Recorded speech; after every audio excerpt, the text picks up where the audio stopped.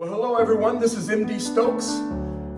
It's time that I address the elephant in the room.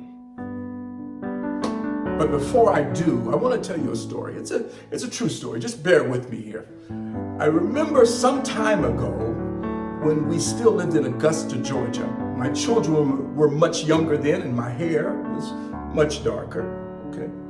I'd heard that the circus was coming to town. And you can imagine how excited I was. See, you got to keep in mind, my family, we grew up, my family grew up in Quail, Mississippi, but I grew up in Kansas.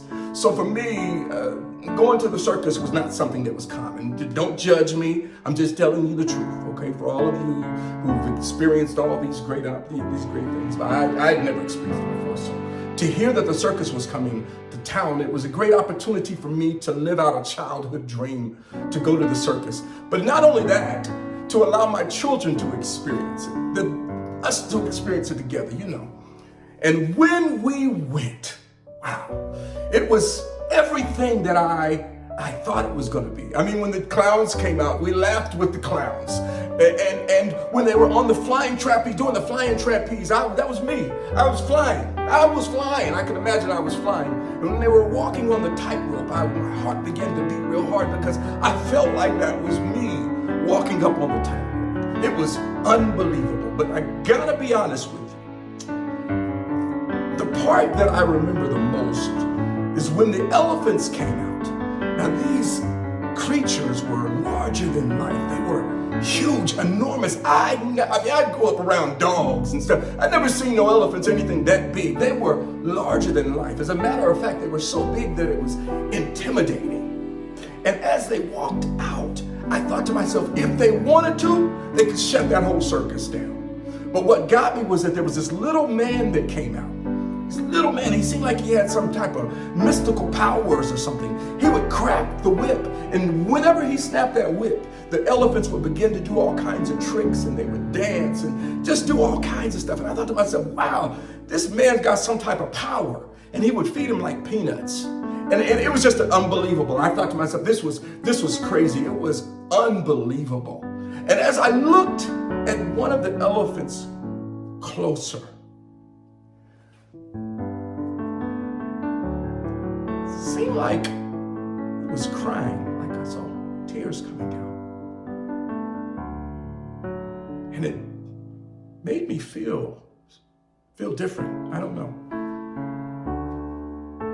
You see, that elephant story didn't begin there. As a matter of fact, after researching, I found out that the way that they train the elephants to do these things is that when the elephant is still a little child, a little baby elephant, they would tie its leg, or wrap a chain around its leg and tie him to a stake in the ground. And as the elephant would attempt to get free, because it was just a little small, baby elephant, it didn't have enough power to break free. Keep trying, but couldn't break free. And you already know where the story goes. As the elephant gets a little bit bigger, still not strong enough to break free from the chain.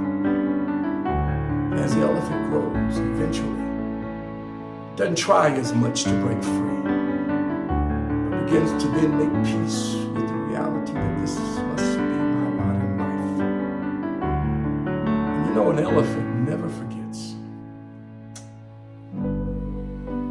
The term, the elephant in the room, is actually a metaphor. It normally deals with something that we don't want to talk about. It's larger than life. We can't really avoid it.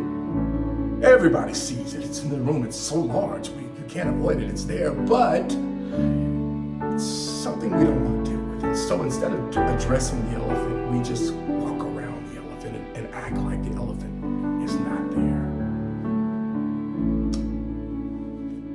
It's time that we address the elephant in the room. Because the elephant in the room is you. What happened? What happened to you in life that made you not reach as high? That made you not dream as big? And made you settle for working the mercy of this little man as he feeds you peanuts to perform tricks. You're bigger than this. And if you really, really, really, really wanted to, you can shut the whole circus down. It's time that we need to address the elephant in the room. You're bigger than this because the elephant in the room is you. I've decided to have some difficult conversations with myself. I've got to be real with you. There are some things that happened to me that have shaken me to the core. And many of these things have caused me not to believe that a certain level of life was possible, or that maybe I'm not good enough. Maybe it's just not my lot in life. And instead of pursuing what God created for me, I've settled for living a life of mediocrity, working at the mercy of somebody who doesn't care anything about me, for peanuts. As we are on this journey of self-discovery, I want to challenge you to have the deep conversations. And as we have those deep conversations, just maybe, we'll rediscover the person that's inside that we've allowed society to suppress. And maybe,